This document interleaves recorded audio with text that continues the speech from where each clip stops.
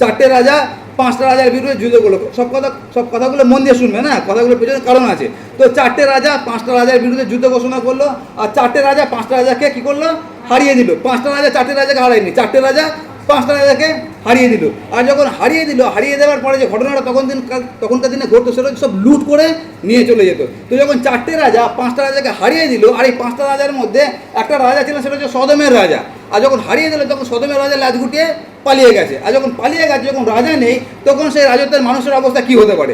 তখন এই চারটে রাজা কি করেছিল, এই পাঁচটা রাজার দেশে যারা যা কিছু ছিল, যা কিছু ভালো জিনিসগুলো ছিল, সেগুলো সব লুট করে নিয়ে চলে গেছে। আর যখন লুট করে নিয়ে যায়, শুধুমাত্র সম্পত্তি লুট করেনি, তার সঙ্গে আরও মানুষকেও লুট করেছে।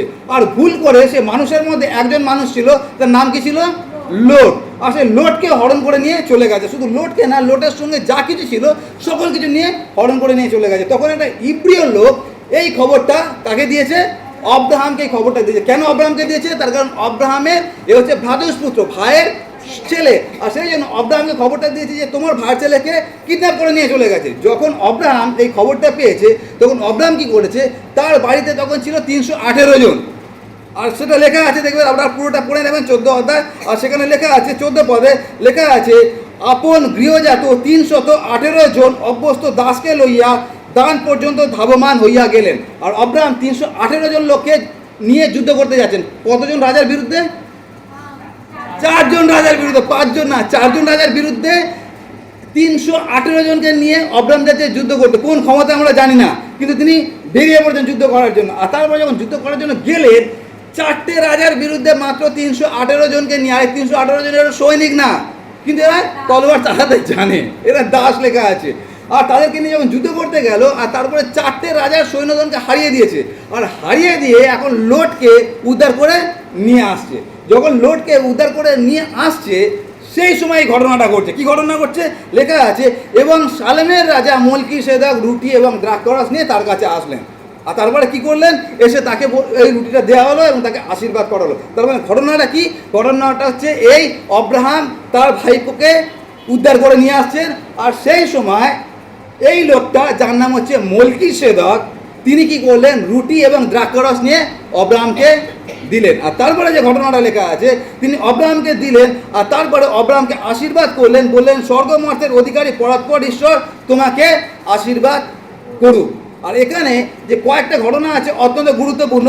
প্রথম যে কথাটা লেখা আছে, সেখানে লেখা আছে, মলকিসেদক রুটি ও দ্রাক্ষরস বাহির করিয়া আনলেন। আর তারপরে লেখা আছে, তিনি পরাৎপর ঈশ্বরের কি লেখা আছে, যাজক। আপনারা যদি বাইবেল স্টাডিতে অ্যাটেন্ড করেন, তাহলে বুঝতে পারবেন যে আদি পুস্তক থেকে 1 অধ্যায় থেকে এখনো পর্যন্ত যাজক কথাটা বাইবেল উল্লেখ করা হয়নি। তার কারণ জানেন, তার কারণ হচ্ছে এই যাজক কথাটা এসেছিল অনেক পরে, যখন মোশিকে আজ্ঞা দেওয়া হয়।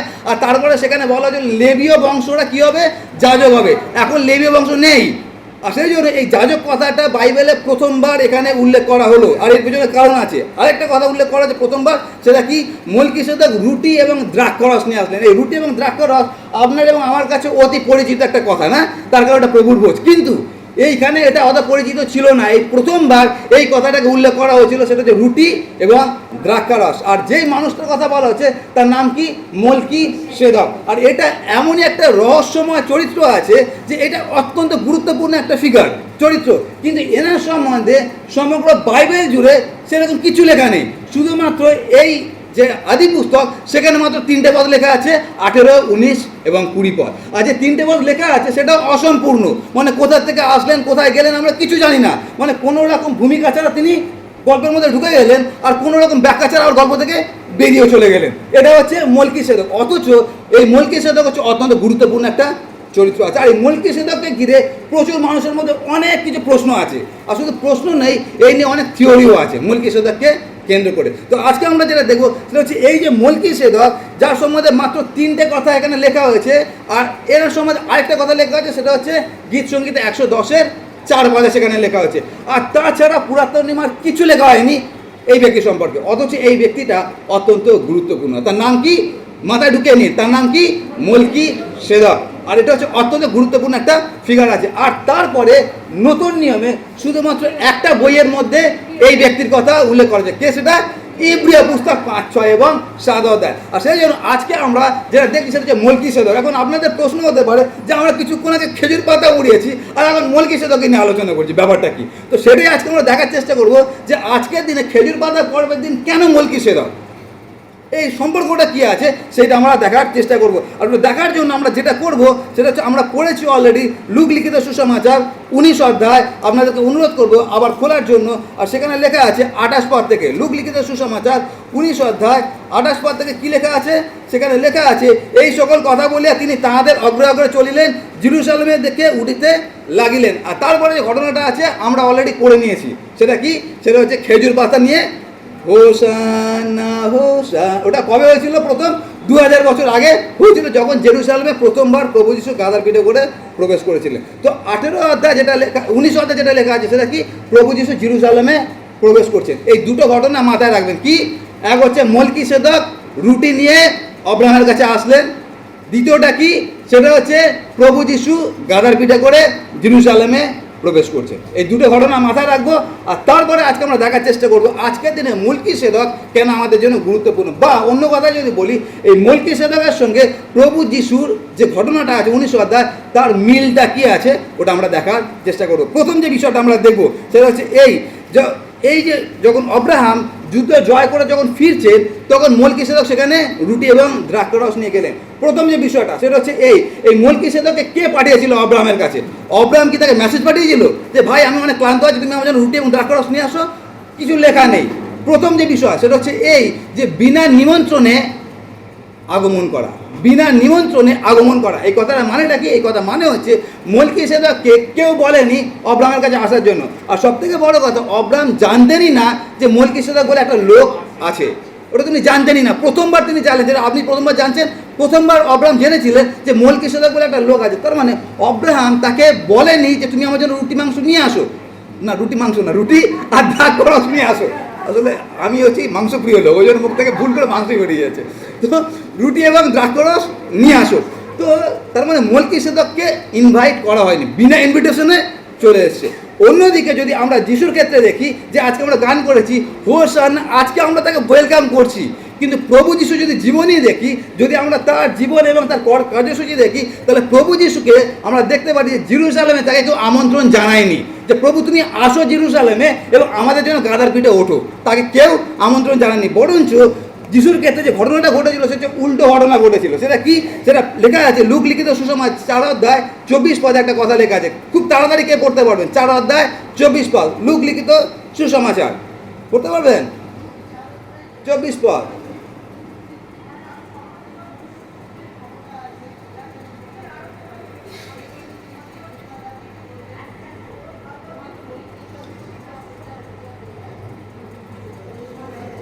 কি লেখা আছে? 4 অধ্যায় 24 পদে জোরে বলুন।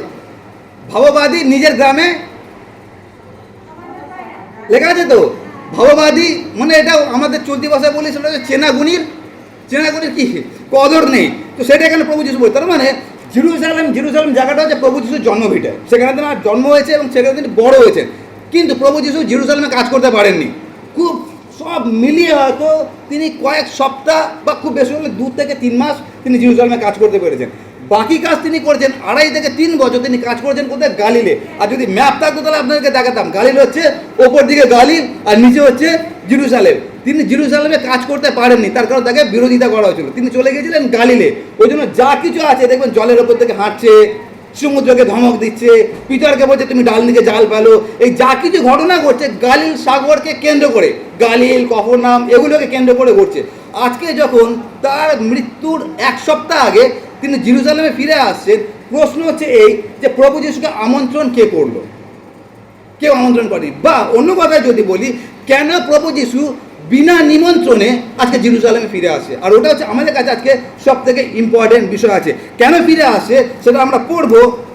আমি পড়বো, আপনারা শুনবেন। লেখা আছে 19 অধ্যায় লুক লিখিত সুসমাচার, যেটা আমরা অলরেডি পাঠ করেছি। আর সেখানে লেখা আছে এরকমভাবে, আমি পড়ছি 41 পদ থেকে। লেখা আছে, পরে যখন তিনি নিকটে আসিলেন তখন নগরটি দেখিয়া তাহার জন্য রোদন করিলেন। কে রোদন করিলেন? প্রভু যিশু রোদন করছেন। কার জন্য? জেরুজালেমের জন্য। মন দিয়ে শুনবেন। প্রভু যিশু গাধার পিঠে করে কোথায় ঢুকছে? জেরুজালেমে ঢুকছে, যেতে যেতে হঠাৎ দাঁড়িয়ে গেলেন, আর দাঁড়িয়ে গিয়ে জেরুজালেমের জন্য রোদন করলেন। কেন রোদন করলেন? রোদনের কারণ হচ্ছে এই যে তুমি যদি আমাকে বুঝতে, তাহলে তোমার জীবনে যে ধ্বংসটা আসছে ওই ধ্বংসটা নাও আসতে পারতো যদি তুমি আমার কথা শুনতে, কিন্তু সেটা তোমার অনেক দেরি হয়ে গেছে, তাহলে তোমরা আমার কথা শোনোনি। এখন কি ঘটনা ঘটতে যাচ্ছে? এখন তোমার ধ্বংস ঘটতে যাচ্ছে। ধ্বংসটা কি? সেটা হচ্ছে 70 এডিতে পুরো জেরুজালেমকে একটা পাথরের ওপর আর একটা পাথর ছিল না, পুরো ধূলিসাৎ করে দেওয়া হয়েছিল। তার কারণটা কি? তার কারণ হচ্ছে প্রভু যিশুকে তারা গ্রহণ করেনি। তার মানে সেই দিনকে প্রভু যিশু বিনা নিমন্ত্রণে কেন এসেছিলেন? আসার কারণটা এটাই ছিল যে জেরুজালেম বোঝেনি যে তার জীবনে কি অপেক্ষা করছে, কিন্তু যিশু জানতেন যে তাদের জীবনে কি অপেক্ষা করছে। সেটা কি? সেটা হচ্ছে ধ্বংস। আজকে যখন প্রভু যিশু আপনার এবং আমার হৃদয়ের মধ্যে আঘাত করছেন আর বলছেন যে দেখো আমি দাঁড়িয়ে আছি এবং কলাঘাত করছি, যদি দ্বার খুলে দাও তাহলে আমি প্রবেশ করব, কিন্তু আমরা দ্বার খুলছি না। তার কারণটা কি? তার কারণ হচ্ছে একটাই, যে আমরা প্রভু যিশুর গুরুত্ব আমাদের জীবনে উপলব্ধি করতে পারছি না। ওই ঘটনা জেরুজালেমের জীবনে ঘটেছিল।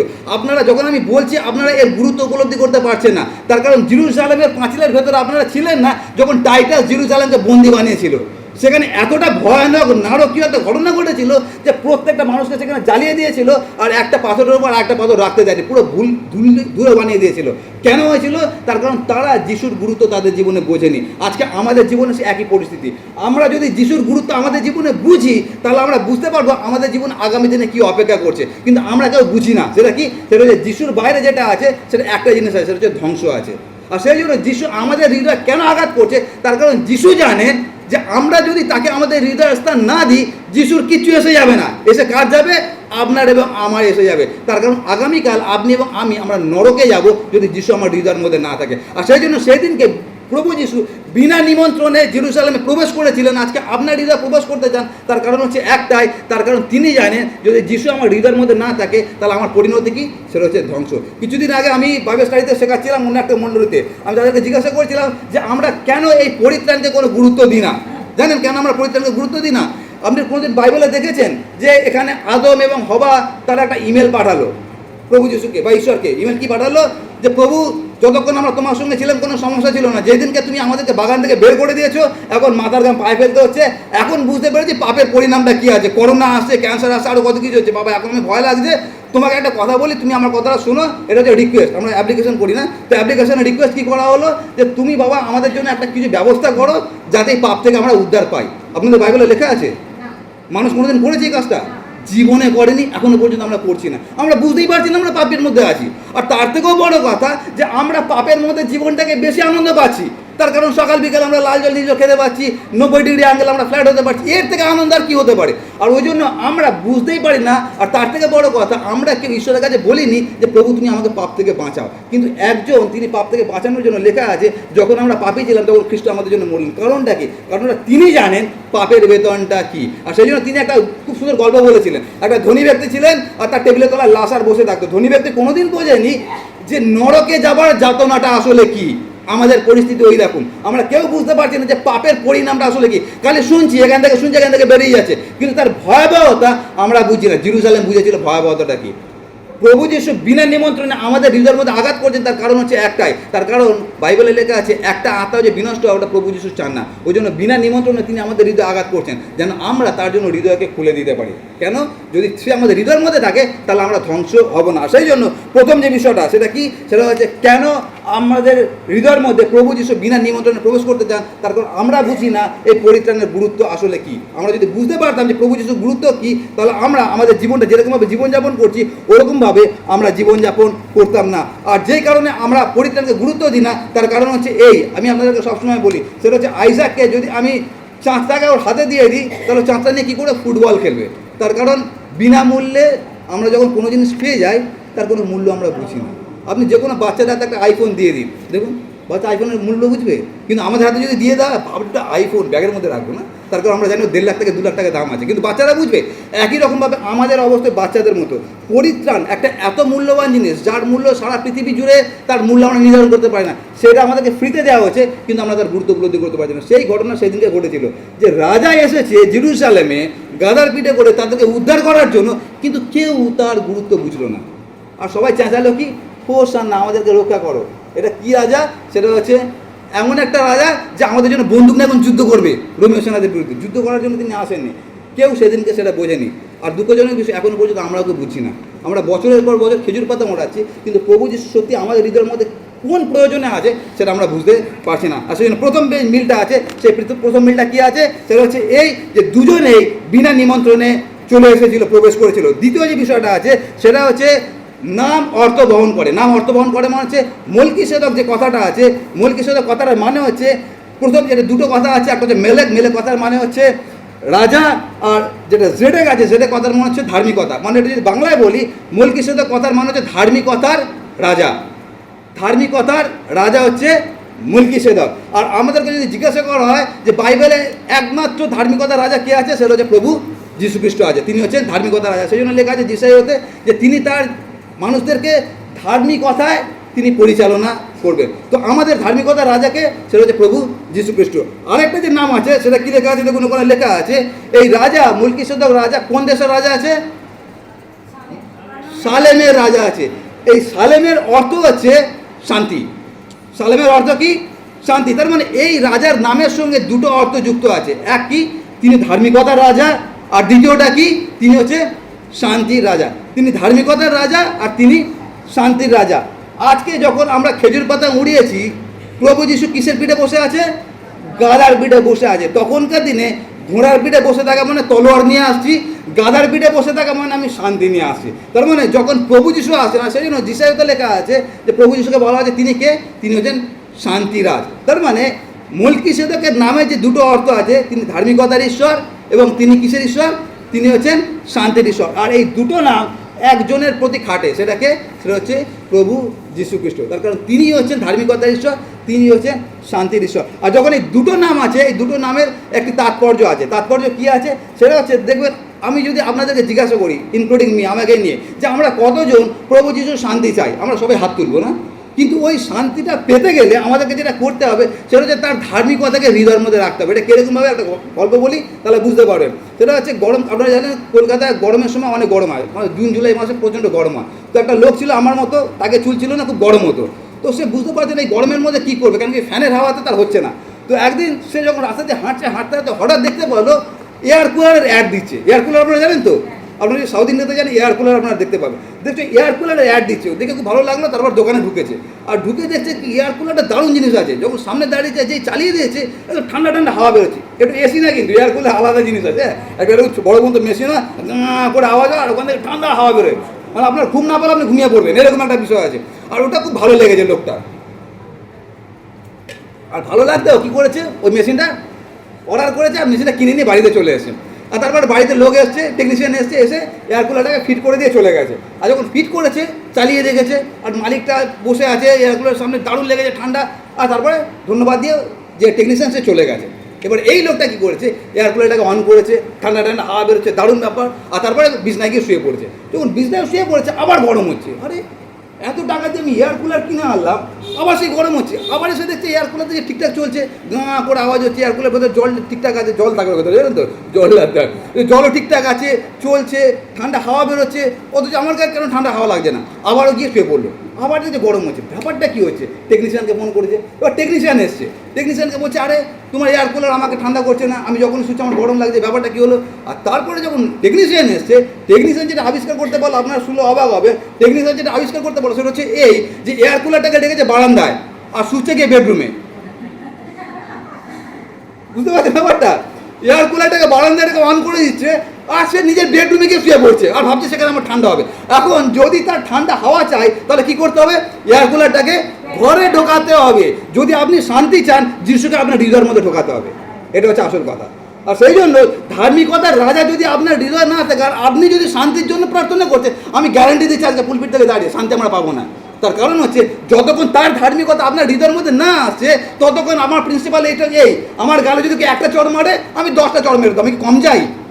কিন্তু প্রভু যিশুর ধার্মিকতা যদি আমার মধ্যে থাকে, তাহলে কেউ যদি আমার গালে একটা চড় মারে, আমি বলবো বাবা আরেকটা গালে চড় মেরে চলে যায়। এটা হচ্ছে প্রভু যিশুর শিক্ষা আছে। যতক্ষণ তার শিক্ষা আমার হৃদয়ে কার্যকারী না হচ্ছে, তার শান্তি আপনার জীবনে অ্যাপ্লিকেবল হবে না, কার্যকারী হবে না। আর সেই জন্য আমার কাছে অনেকে এসে প্রার্থনা করে, আর খুব দুঃখজনক বিষয়, প্রার্থনা এটাই অধিকাংশ লোকে যেটা প্রার্থনা করবেন আমার জীবনে অনেক সমস্যা আছে, এগুলো সমাধান হয় এবং আমার জীবনে যখন শান্তি আসে। যখন তাদেরকে যিশুর কথা বলি তারা অকপটে অস্বীকার করে আমার কাছে যে না ওটা আমরা করতে পারবো না, যিশুকে ভালোবাসি আমি ঠিক, কিন্তু গ্রহণ আমি করতে পারবো না, গ্রহণ থেকে করতে পারবো না, এয়ার কুলারকে আমি বেডরুমে আনবো না, অথচ ঠান্ডা হাওয়া আমার চাই। এটা কীরকম যুক্তি হলো? তো সেই জন্য আমাদের জন্য মাথায় রাখবে, আজকে যখন প্রভু যীশু খ্রিস্ট গাধার পিঠে করে ঢুকছে, তিনি হচ্ছে শান্তির ঈশ্বর। সেই শান্তি আপনার জীবনে তখন কার্যকারী হবে যখন তার ধার্মিকতা আপনার হৃদয়ের মধ্যে প্রতিষ্ঠিত হবে। যদি সেটা না হয় তাহলে শান্তি আমরা জীবনে পাবো না। সুতরাং দ্বিতীয় মিলটা কি? সেটা হচ্ছে নামের মধ্যে মিল। 3 নম্বর যে মিলটা আছে সেটা হচ্ছে লেখা আছে যে এই যে লোকটা যার নাম হচ্ছে মলকিসেদক, সে হচ্ছে একদিকে রাজা আর একদিকে কি আছে? যাজক। আর এই কথাটাও রাজা এবং যাজক এটা বাইবেলে কোনো স্বাভাবিক কথা নয়। তার কারণটা কি? তার কারণ রাজা এবং যাজক একসঙ্গে দুটো জিনিস চলতে পারে না, দুটো দায়িত্ব পুরোপুরি আলাদা। রাজা রাজাই হবে আর যাজক যাজকই হবে। আর তার থেকেও বড় কথা কি, সেটা হচ্ছে এই যার কথা লেগেছে মলকিসেদক, মলকিসেদক কোনো লেবীয় বংশ থেকে কিনা আমরা জানি না। তার কারণ তখন লেবীয় বংশ বলে কিছু ছিলই না। দেখো লেবীয় বংশ অনেক পরে এসছে, মোশিকে আজ্ঞা দেওয়া হলো, তারপরে বলো লেবী বংশ থেকে যাজক আসবে। তাহলে এই মলকিসেদক ইনি কিভাবে যাজক হয়ে গেলেন? মন দিয়ে শুনবেন আমার কথাটা, মলকিসেদক কিভাবে যাজক হয়ে গেলেন? আর ওটা হচ্ছে ওই জন্য আমি বলছি যে মলকিসেদক চরিত্রটা একটা রহস্যময় চরিত্র, অথচ অত্যন্ত গুরুত্বপূর্ণ চরিত্র। সেখানে লেখা আছে, আপনারা পড়ে নেবেন 14 অধ্যায়, আর সেখানে লেখা আছে কি মলকিসেদক হচ্ছে পরাৎপর ঈশ্বরের যাজক। এই কথার মানেটা কি? এই কথার মানে হচ্ছে তাকে কোনো লেবীয় বংশে জন্মগ্রহণ করার দরকার নেই, সরাসরি ঈশ্বর তাকে অ্যাপয়েন্ট করেছে। বুঝতে পারছেন আমি কি বলতে চাইছি? সরাসরি ঈশ্বর তাকে অ্যাপয়েন্ট করেছে তিনি যেন যাজক হতে পারেন। আবার অন্যদিকে তিনি কি আছেন? তিনি অন্যদিকে রাজাও আছেন। আর এই রাজা এবং যাজক সারা পৃথিবীতে যদি দেখি একজনই আছে, তার নাম হচ্ছে প্রভু যীশু খ্রিস্ট। আর সেই জন্য আমরা দেখি ইব্রিয় তার 7 অধ্যায় 24 পদে সেখানে একটা কথা লেখা আছে, 7 অধ্যায় 24 পদে লেখা আছে এইরকমভাবে যে আমাদের জন্য একজন যাজককে দেওয়া হচ্ছে, তিনি হচ্ছেন অনন্তকালীন যাজক। এই কথাটা মানেটা কি? এই কথাটা মানে হচ্ছে কিছু বছর আগে এখানে জোরেন স্যার দাঁড়িয়ে আপনাদের সামনে প্রচার করতেন তো, জোরেন স্যার আপনাদের সামনে দাঁড়িয়ে প্রচার করতেন, আর আমি আর জোরেন স্যার বহু বছর একসঙ্গে আমরা পৌরোহিত্য করেছি। তো কোনো একটা সময় এখানে জোরেন স্যার দাঁড়িয়ে আপনাদেরকে প্রচার করতেন। আজকে জোরেন স্যার কোথায় আছে? প্রভুর কাছে আছে। আজকে টেকো লোকটা আপনাদের সামনে প্রচার করছে, 2 দিন পরে টেকোর কবর হবে, তৃতীয় কোনো একজন এখানে এসে প্রচার করবে। যাজক আসে, যাজক যায়, কিন্তু আপনাকে এবং আমাকে যে যাজককে দেওয়া হয়েছে, ওই যাজক এমন একজন যাজক আছে যে একবার আসছে, কোনোদিন আসে যাবে না। তার কারণ সে হচ্ছে অনন্তকালীন যাজক। আর সেটা লেখা আছে ইব্রিয় তার 7 অধ্যায়, আপনার বাড়িতে পড়ে নেবেন, ইব্রিয় 7 অধ্যায় 24 পদে। তার কারণটা কি? তার কারণ তিনি মরেছিলেন কিন্তু সেখানে শেষ হয়নি, তারপরে কি হয়েছিল? আবার তিনি, সেটা আমরা আগামী রবিবার আমরা উদযাপন করব। আর সেই জন্য আমাদেরকে যে যাজক দেওয়া হয়েছে তিনি হচ্ছেন অনন্তকালীন যাজক। এখন প্রশ্নটা হচ্ছে এই যে এই যাজক কথাটার গুরুত্বটা আসলে কি, যাজক মানেটা আসলে কি? যাজক কথার মানে হচ্ছে এই, সেটা হচ্ছে যখন আইজাক যখন কোনো খারাপ কাজ করে, কোনো বদমাইশি করে এবং তাকে যখন শাসন করার দরকার হয়, যদি আমি তাকে শাসন করতে যাচ্ছি, সঙ্গে সঙ্গে ওর মা সেখানে এসে নাক গলিয়ে দেয়। কি নাক গলিয়ে দেয়? মানে ভুলটা ও স্বর্ণ এমনভাবে প্রেজেন্ট করে দেবে যে ভুলটা তো আমারই ছিল। কারণটা কি? কারণটা যেন আইজাককে আমি ডিসিপ্লিন না করি। আবার যখন স্বর্ণ আইজাককে ডিসিপ্লিন করতে যায়, সেখানে আমি আবার নাক গলিয়ে দিই। তার মানে মাঝখান থেকে কী হয়? আইজাকে কোনো ডিসিপ্লিনই করা হয় না। তার কারণ যখন স্বর্ণ ডিসিপ্লিন করছে আমি নাক গলাচ্ছি, যখন আমি ডিসিপ্লিন করছি তখন স্বর্ণ আবার নাক গলিয়ে দিচ্ছে। মানে হচ্ছে এই আইজাক এবং আমার মাঝখানে স্বর্ণ ঢুকছে এবং স্বর্ণ এবং আইজাকের মাঝখানে আমি ঢুকছি। একই রকমভাবে যাজক কথার মানে হচ্ছে এই যে কোনো একজন নাক গলিয়ে দেয়। কে নাক গলিয়ে দেয়? সেটা হচ্ছে প্রভু যীশু খ্রিস্ট। আমরা এখানে যারা বসে আছি, আপনারা কল্পনা করুন, সকাল থেকে এখনো পর্যন্ত কাজে করিনি, যা কিছু চিন্তা করেছি, আমরা কেউ এখানে নেই যে ঈশ্বরের পবিত্র সিংহাসনের সামনে দাঁড়ানোর যোগ্য আছে। ঈশ্বর আমাদেরকে দেখে হয়তো এতটাই রেগে যান, মনে মনে ভাবে যে এই পাদিকে কানটা মুলে দিই, কিন্তু কান মুলছে না। তার কারণটা কি? মাঝখানে একজন নাক গলাচ্ছে, তার নাম হচ্ছে যীশু খ্রিস্ট। তার কাজটাই হচ্ছে সেই, আর ওটাকে বলে যাজকত্ব। যাজকত্ব মানে ঈশ্বর এবং আপনার মাঝখানে একজন আছে যিনি সবসময় বলে যাচ্ছে, বাবা আর একটি বার এই পাদিকে ক্ষমা করো।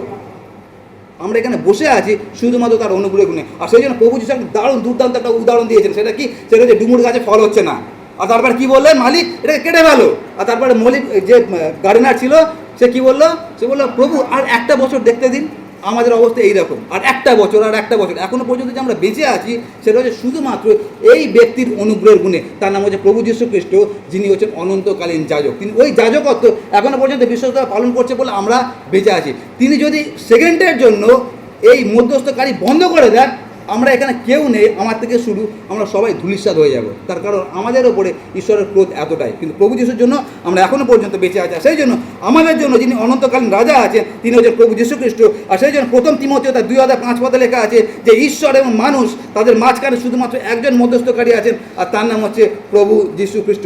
আর আমরা এখনও পর্যন্ত বেঁচে আছি শুধুমাত্র তার গুণে। আর তারপরে আমরা যেটা দেখবো 4 নম্বর যে বিষয়টা, 4 নম্বর যে মিলটা আছে সেটা হচ্ছে এইরকমভাবে, এটা পড়ার দরকার আছে। আমি আপনাদেরকে আবার অনুরোধ করব, যেটা আমরা পড়বো, যেটা লেখা আছে 14 অধ্যায়, আর সেখানে আমি আবার পড়ছি 14 অধ্যায় আর তার 18 পদে এরকমভাবে লেখা আছে, তিনি অব্রাহামকে আশীর্বাদ করিলেন, বলিলেন অব্রাহাম স্বর্গমর্তের অধিকারী পড়ার পর ঈশ্বরের আশীর্বাদ পাত্র হউন। এটা হচ্ছে অব্রাহামকে আশীর্বাদ করা হলো। আশীর্বাদের পরে 20 পদে একটা কথা লেখা আছে, আর পড়ার পর ঈশ্বর ধন্য হোক যিনি তোমার বিপক্ষগণকে, কি লেখা আছে, তোমার হস্তে সমর্পণ। এই কথাটা মানে জানেন, এই কথাটা মানে হচ্ছে এখন মলকিসেদক, এই মলকিসেদক অব্রাহামের কাছে অপরিচিত একটা লোক, হঠাৎ এসে নিজের পরিচয় দিচ্ছে না, পরিচয় দিয়ে অব্রাহামকে আশীর্বাদ করছে। আশীর্বাদের পরের যে কথাটা বলছে অত্যন্ত গুরুত্বপূর্ণ, এটা নিয়ে আমি কোনোদিন অন্য কোনো সময় প্রচার করবো। কথাটা কি বলছেন সেটা হচ্ছে স্বর্গ মর্তে যে ঈশ্বর আছে তাকে ধন্যবাদ দিচ্ছে। কেন? তার কারণ তুমি যে আজকে বিজয় লাভ করেছো, তুমি যে জয়ী হয়েছো, ওটা তোমার 318 জন লোকের জন্য তুমি বিজয়ী হওনি। তুমি কেন বিজয়ী হয়েছো?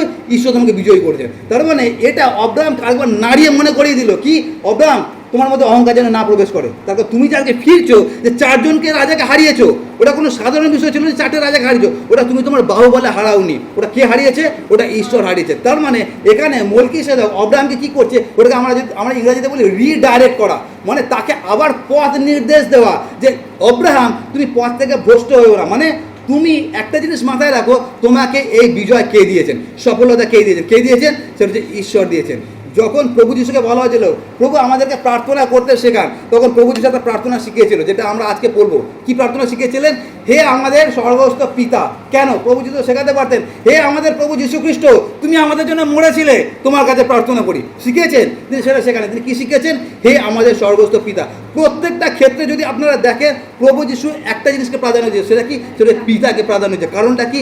কারণ হচ্ছে মলকিসেদক যেরকমভাবে অব্রাহামকে রিমাইন্ডার দিয়েছিলেন যে তোমার সফলতা তোমার নয়, ওটা পিতার সফলতা, একই রকমভাবে প্রভু যিশু যে শিক্ষাটা আছে সেটা হচ্ছে এই, যে আমাদের যা কিছু আছে ওটা আমাদের গুণে না, ওটা হচ্ছে পিতার গুণে। এই কথাটার মানেটা কি? এই কথাটার মানে হচ্ছে এই, যে আমরা অধিকাংশ সময় দেখবেন আমরা আমাদের অর্থ বলে, আমাদের ক্ষমতার উপরে আমরা আস্থা রাখি। আর এখানে মলকিসেদক এবং প্রভু যিশু আমাদেরকে এটাই মনে করে দিচ্ছে যে আমরা আমাদের ক্ষমতার বলে এটা পাইনি, এটা হচ্ছে শুধুমাত্র ঈশ্বরের গুণে। আমার সময় হয়ে গেছে, কিন্তু আমি আরেকটু সময় নেবো। সেটা হচ্ছে 5 নম্বর পয়েন্টটা, যেটা হচ্ছে আজকের দিনের জন্য অত্যন্ত গুরুত্বপূর্ণ পয়েন্ট, আর ওটা বলার জন্য আমি এত কিছু বকলাম এতক্ষণ ধরে। 5 নম্বর যে পয়েন্টটা, সেটা হচ্ছে এই, মলকিসেদক সেদিনকে হাতে করে 2টো জিনিস এনেছিলেন। কি এনেছিলেন?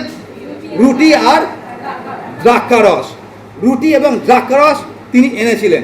আজকে যখন প্রভু যিশু গাধার পিঠে করে জেরুজালেমে প্রবেশ করছেন, আপনারা দেখেছেন প্রভু যিশুর পিঠে কোনো ব্যাগ আছে তার শিষ্যদের হাতে, ইস্করিওতীয় জিহুদার হাতে? শিওর আপনারা? আপনাদের বাইবেলে লেখা নেই? তাহলে ব্যাপারটা কিরকম হলো? 4টা আমরা মিল দেখেছি। কি মিল দেখেছি? প্রথম মিলটা দেখেছি কি, দুজনকে বিনা আমন্ত্রণে প্রবেশ করছে, সেই মিলটা দেখেছি। দুজনের নামের মধ্যে মিল দেখেছি, দুজনের যাজক আছে সেটা দেখেছি। কিন্তু যখন 5 নম্বরে আসছে, 5 নম্বরে আমরা অমিল দেখছি। সেটা কি? মলকিসেদক যখন প্রবেশ করছে তার হাতে কি আছে? রুটি এবং দ্রাক্ষারস। কিন্তু প্রভু যিশু যখন প্রবেশ করছে তখন কি? খালি হাতে প্রবেশ করছে। তাহলে ব্যাপারটা কি হলো? কেন তার আজকে খালি হাত, বা কেন আজকে এই 4 নম্বর যখন 5 নম্বর বিষয়টা আসে তখন কেন মলকিসেদকের সঙ্গে তার মিল নেই? আর এখানে যে বিষয়টা হচ্ছে সেটা হচ্ছে এই, যে মলকিসেদক সেদিনকে কেন রুটি এবং দ্রাক্ষারস নিয়ে আসলেন? একটা থামস আপ নিয়ে ধরিয়ে দিতে পারতেন না? এখনকার দিনে যেরকম আমরা করি সেটা ধরেনি। রুটি এবং দ্রাক্ষারস এনেছে, তার কারণটা কি? রুটি এবং দ্রাক্ষারসের পিছনে কারণটা এটাই ছিল, সেটা হচ্ছে অব্রাহাম এখন যে ফিরছে তিনি শারীরিকভাবে ক্লান্ত। তার এখন যেটা দরকার সেটা হচ্ছে রুটিটা ওখানে ডুবিয়ে যদি মুখে দেয় তাহলে শরীরটা আবার সতেজ হবে। এটা হচ্ছে প্রথম বিষয়, সেটা হচ্ছে শরীরটা যেন সতেজ হয়। দ্বিতীয় কারণটা কি ছিল? কেন রুটি এনেছিল? তার সঙ্গে যেন সহভাগিতা করতে পারে। আর এই সহভাগিতা কোনো সাধারণ মানুষের সঙ্গে নয়, মলকিসেদকের সঙ্গে সহভাগিতা। মলকিসেদক এবং অব্রাহাম। আর মাথায় রাখবেন এই অব্রাহামও কোনো সাধারণ মানুষ নয়, অব্রাহাম হচ্ছে প্রথম প্যাট্রিয়ার্ক। মানে আমরা যেখানে বসে আছি এই একটা মানুষের বিশ্বস্ততার কারণে, তার নাম হচ্ছে অব্রাহাম। সুতরাং অব্রাহামও কোনো সাধারণ মানুষ নয়। এখন এই দুটো মানুষের সহভাগিতা হচ্ছে, আর যখন এই দুটো মানুষের সহভাগিতা হচ্ছে, সহভাগিতার পরে যে ঘটনাটা ঘটছে সেটা হচ্ছে এই, প্রথমে রুটি খেয়ে শারীরিকভাবে বল পেলো, দ্বিতীয়টা কি হলো, সহভাগিতা করলো। যখন সহভাগিতা করলো তারপরে কি হলো, মানসিকভাবে তিনি আবার সবলীকৃত হলেন। আর তার থেকে বড় কথা 4 নম্বরটা কি, তিনি আর্থিকভাবে আবার সবলীকৃত হলেন। কীভাবে আর্থিকভাবে সবলীকৃত হলেন? সফলতা তোমার থেকে আসেনি, সফলতা কোথা থেকে এসে? ঈশ্বর থেকে এসে। আর এই সকল কিছুর কারণটা কি? আর সেই জন্য তিনি রুটিটা এনেছেন। তার রুটিটা ছিল তাকে রিফ্রেশ করার জন্য, তাকে সতেজ করার জন্য। তাহলে প্রভু যিশু সেদিনকে রুটি এবং দ্রাক্ষারস আমাদের জন্য আনতে পারতেন, অন্তত 12 জন শিশুর জন্য তো আনতে পারতেন। গাঁদার পিঠে করে যাচ্ছে, একটা ব্যাগ নিলে অসুবিধাটা কী ছিল? কিছুদিন আগে তিনি 5টা রুটি এবং 2টো মাছ দিয়ে 5000 লোকে খাইয়েছেন। তিনি যদি 5টা রুটি 2টো মাছ নিয়ে আসতেন, সবাইকে খাইয়ে দিতে পারতেন, কিন্তু তিনি কিচ্ছু নিয়ে আসেননি, খালি হাতে তিনি সেদিনকে আসলেন। তার কারণটা কি? আর সেটাই হচ্ছে আমাদের কাছে সবথেকে বড় শিক্ষা, যেটা আমরা দেখব লুক লিখিত সুসমাচার 22 অধ্যায়। আমরা আবার ফিরে যাই, আর সেখানে লেখা আছে এরকমভাবে, আমি পড়ছি, আপনারা শুনবেন। লুক লিখিত সুসমাচার আর তার 22 অধ্যায়, আর আমি পড়ব 19 থেকে 20 পদ। লেখা আছে, পরে তিনি রুটি লইয়া ধন্যবাদ পূর্বক ভাঙিলেন এবং তাহাদিগকে দিলেন, বলিলেন, ইহা আমার শরীর, যা তোমাদের নিমিত্ত দেওয়া যায়, ইহা আমার স্মরণার্থে করিও। আর সেই রূপে তিনি ভোজন শেষ হইলে পানপাত্রটি লইয়া কইলেন, এই পানপাত্র আমার রক্তের নূতন নিয়ম, যে রক্ত তোমাদের নিমিত্ত পাতিত হইল। তার মানে আমি যেটা বলতে চাইছি, সেদিনকে প্রভু যিশু গাদার পিঠে করে যখন বসেছিলেন, তখন তার হাতে কিছু ছিল না। কেন তার হাতে কিছু ছিল না? তার হাতে কিছু ছিল না, তার কারণ হচ্ছে তিনি নিজে হচ্ছে সেই রুটি, তার রক্ত হচ্ছে সেই দ্রাক্ষারস। একটা গল্প বলি, তাহলে আপনারা বুঝতে পারবেন। কোনো একটা সময় একটা হরিণ তার বাচ্চাদের জন্য খাবার খুঁজতে গেছে, আর যখন খাবার খুঁজতে গেছে তখন হঠাৎ সে বাঘের কাছে ধরা পড়ে গেছে। যখন বাঘের কাছে ধরা পড়ে গেছে, যখন বাঘ তাকে খাবে, আর তখন বাঘ যখন খেতে যাচ্ছে, তখন হরিণ কি বলেছে বাঘকে, যে বাঘ ভাই, তোমার কাছে ধরা পড়ে গেছে, তুমি তো আমাকে খাবে, কোনো গ্যারান্টি, ওটা 100% গ্যারান্টি আছে, কিন্তু তোমার কাছে একটা রিকোয়েস্ট আছে। রিকোয়েস্টটা কী আছে? সেটা হচ্ছে, আমি বেরিয়েছিলাম, আমার 4-4টে বাচ্চা ঘরে আছে, ওদের জন্য খাবার খুঁজতে বেরিয়েছি, তারা খুবই ছোট, তুমি আমাকে অনুমতি দাও, আমি তাদেরকে খাবারটা খাইয়ে আসি, তারপর আমি তোমার কাছে চলে আসবো। আর তখন সেই বাঘ বলেছে, আমি আগে বলে নিই, তখন বাঘ বলেছে কি, ঠিক আছে তুমি যেতে পারো, কিন্তু তুমি মাথায় রাখো, তুমি যদি ফিরে না আসো, তাহলে তুমি মাথায় রাখো, তাহলে আমি কি করব, তোমাকে আমি খাবো না, তোমার 4টে বাচ্চাকে আমি খাবো। আর তারপর হরিণ ফিরে গেছে। যখন হরিণ ফিরে গেছে, 4টে বাচ্চাকে নিয়ে কোলাকুলি করছে, অনেক কান্নাকাটি করছে, বাচ্চারা বুঝতে পারছে না, বাচ্চারা বলছে, মামা তোমার কী হচ্ছে, তুমি কেন কান্নাকাটি করছো? কিন্তু মা কিছু বলছে না। তখন মা বাচ্চাগুলোকে খাইয়েছে, খাইয়ে তারপর আবার কাঁদে কাঁদে বাঘের কাছে চলে এসেছে। আর বাঘের কাছে চলে আসার পর যেটা হলো সেটা আপনারা জানেন। কেন বাঘের কাছে চলে এসেছিলো? তার কারণ যদি বাঘের কাছে না আসতো, তাহলে বাচ্চারা মরতো। আজকে বাঘের কাছে এসে কেন? যাতে বাচ্চারা বাঁচে। কেন বাঘের কাছে এসছে? যেন নিজে বাঘের খাদ্য হতে পারে। আজকে প্রভু যিশু যখন গাদার পিঠে করে আসেন, ওই একই রকম মানসিকতা নিয়ে আসেন। তার হাতে কোনো রুটি নেই, তার হাতে কোনো দ্রাক্ষারস নেই। তার কারণটা কি? তার কারণ তিনি নিজে সেই রুটি এবং দ্রাক্ষারস হতে যাচ্ছেন। তার কারণ গাদার পিঠে করে যখন তিনি বসে আছেন, সবাই খেজুর পাতা মুড়িয়েছে, আমরাও মুড়িয়েছি, কিন্তু এই গাদার পিঠে বসার পরে শুক্রবার একটা ঘটনা ঘটতে যাচ্ছে, ওটা শুধুমাত্র একজনই জানতেন, যে গাদার পিঠে বসেছিল, তার নাম হচ্ছে প্রভু যীশু খ্রিস্ট। আর সেই জন্য এইখানে যখন বৃহস্পতিবার সন্ধ্যেবেলায় তিনি প্রথমবার সেই রুটিটাকে সবার কাছে উপস্থাপন করলেন, যে আমি খালি হাতে তোমাদের কাছে আসিনি, রুটি আমি এনেছি। রুটিটা কি? সেটা হচ্ছে আমার দেহটাই হচ্ছে তোমাদের জন্য রুটি, যেই খাবার পৃথিবীতে আর কেউ দিতে পারে না। গ্র্যান্ড হোটেলেও অত দামি আপনারা খাবার পেতে পারেন না, যেই খাবার প্রভু যীশু দিয়েছেন। সেটা কি? তার শরীরটা হচ্ছে সেই রুটি এবং তার রক্তটা হচ্ছে সেই দ্রাক্ষারস। তার মানে পাঁচটা মিল আমরা মলকিসেদেকের সঙ্গে প্রভু যিশুর পাই। যদি এই 5টা মিল আমরা পাচ্ছি, তাহলে আমরা খুব সহজে এটা ধরে নিতে পারি যে মলকিসেদক এবং প্রভু যীশু খ্রিস্ট তারা দুজনে একই ব্যক্তি আছেন। আর এটা নিয়ে অনেক থিওরি আছে, আর আমরা অনেকেই মনে করতে পারি যে মলকিসেদক এবং প্রভু যীশু খ্রিস্ট একই ব্যক্তি আছেন। আমাদের প্রশ্নের উত্তরটা কী আছে ওটা আপনারা জানেন, আমি উত্তর দেবো না। একটা ঘটনা বলি, এই ঘটনাটা বললে আপনারা বুঝতে পারবেন। সেটা হচ্ছে, কোনো একটা সময় আমি আমার পুরনো অফিসে বসেছিলাম, বহু বছর আগে কথা বলছি, আমি অফিসে বসেছিলাম, আর হঠাৎ দেখতে পারলাম যে আমাদের হেড অফিস থেকে কিছু লোক এসছে। আর আমাদের যে অফিসটা, ওটা 4তলা একটা বিল্ডিং ছিল, আর আমাদেরটা 3তলা উপরে আমাদের অফিসটা ছিল। তো হঠাৎ দেখলাম যে হেড অফিস থেকে কিছু লোক এসছে, আর আমাদের বিল্ডিংয়ের মধ্যে কিছু খুঁজছে। তো তারপরে আমরা যখন জিজ্ঞাসা করলাম, তখন আমাদেরকে বলা হলো কি, দেখলাম তাদের হাতে একটা কাগজ আছে, বড় মতো কাগজ, নীল রঙের একটা কাগজ আছে, তার মধ্যে অনেক ডিজাইন করা আছে। আর তারপরে আমাদেরকে বলা হলো কি, যে এই আমাদের যে কাগজটা আছে, ওটা হচ্ছে এই বিল্ডিংয়ের ব্লু বুক আছে, ব্লু বুক না, ওটা কী বলে, প্ল্যান আছে, প্ল্যানটা আছে, এটা প্ল্যানটা আছে। আর ওই প্ল্যান অনুযায়ী এই বিল্ডিংয়ের মধ্যে একটা সিঁড়ি থাকার কথা আছে, কিন্তু সিঁড়িটা আমরা খুঁজে পাচ্ছি না। আর তারপরে আমরা সবাই মিলে লেগে পড়লাম ওই ছবি অনুযায়ী সিঁড়িটা খোঁজার জন্য।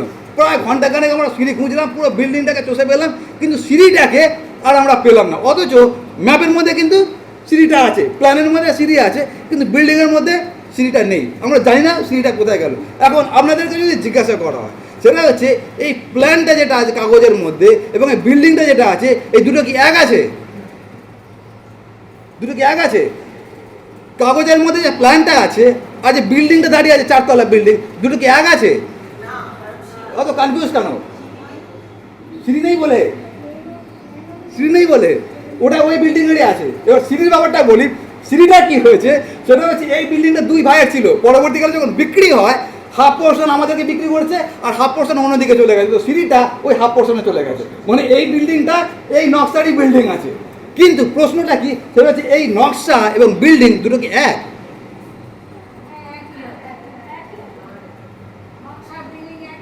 নকশা আর বিল্ডিং এক?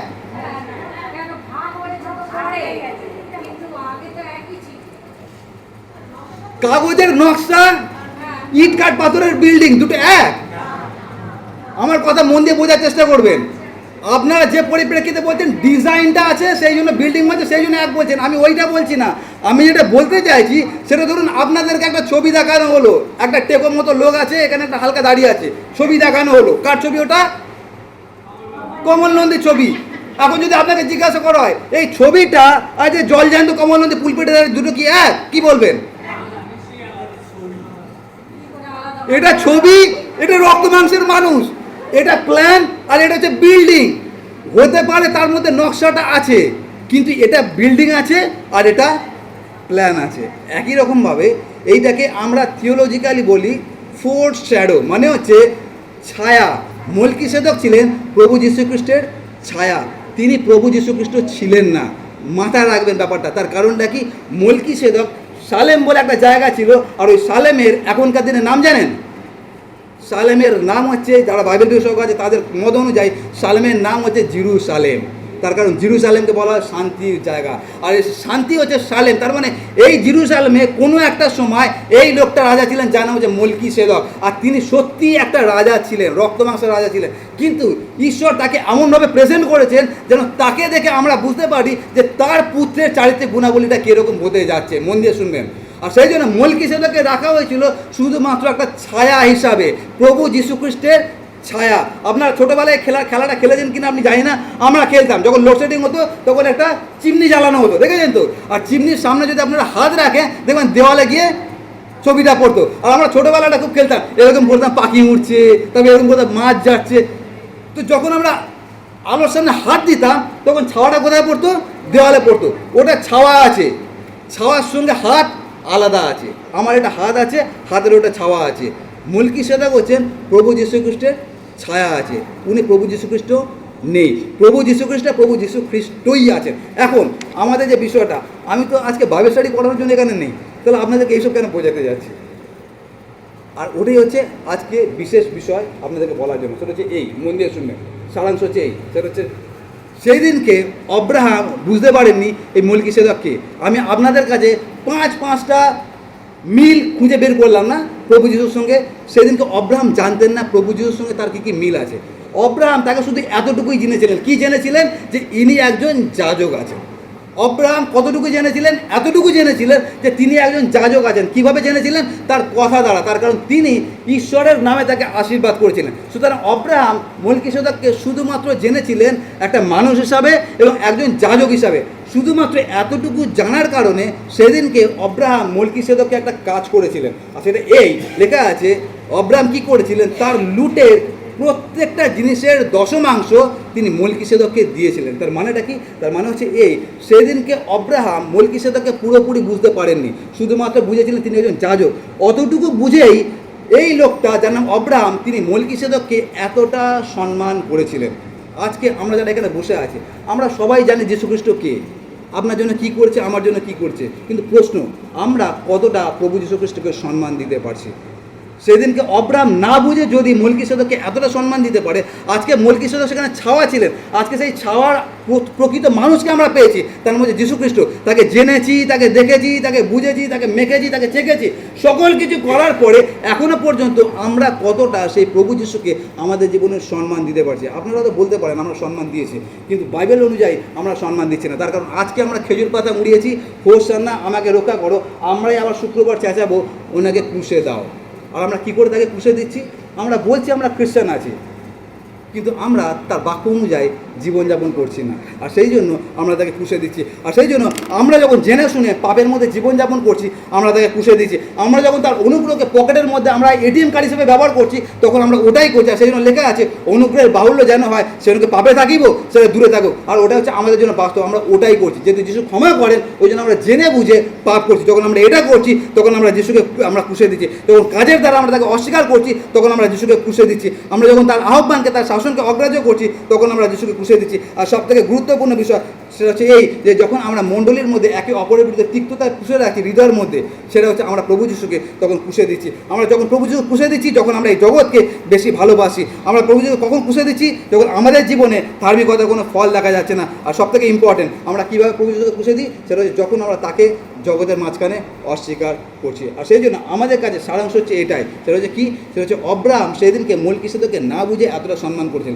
আমরা সবাই প্রভু যিশুকে বুঝেছি, জেনেছি তিনি মরেছেন, আমার জন্য মরেছেন, আমার হৃদয় আঘাত করছেন, কিন্তু আমরা আমাদের জীবন দিয়ে কতটা তাকে সম্মান দিতে পারছি? শেষ কথা এই, সেটা হচ্ছে বাইবেলে লেখা আছে, তিনি আমাদেরকে সৃষ্টি করেছেন এবং এখনও পর্যন্ত বাঁচিয়ে রেখেছেন উদ্দেশ্য একটাই, সেটা কি? যেন আমরা তার মহিমা, তার গৌরব করি, তাকে যেন সম্মান দিতে পারি। কিন্তু আজকে আমাদের কাছে প্রশ্ন, আমরা কতজন তাকে সম্মান দিতে পারছি? আমরা সম্মানটা কী দিই? সেটা হচ্ছে খেজুর পাতা নিয়ে ওড়াই বছরে একবার, এখান থেকে বেরিয়ে যাব, যেরকম জীবন ওই একই রকম জীবনযাপন করবো। আর যদি সেটাই হয়, তাহলে মনে রাখবেন যে আমরা ওই কাজটাই করছি। সেটা হচ্ছে সেই দিনকে যেই কাজটা করেছিল, সেটা কি? হোসান্না রবিবার আর শুক্রবার কি? ওই লোককে পুষে দাও। আসলে আমরা প্রার্থনা করি। আমরা কিছুটা সময় নীরব থাকবো।